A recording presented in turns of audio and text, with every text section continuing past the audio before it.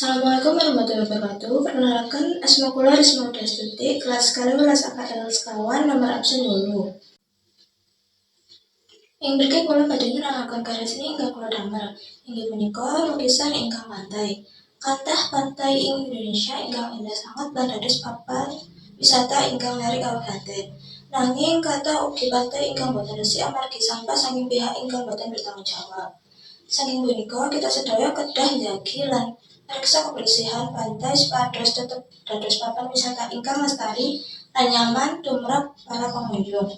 Saderengipun wiwit menggambar, wonten bahan lan piranti ingkang kedah dipun siapaken inggih punika cat akrilik, kuas, palet lan banyu.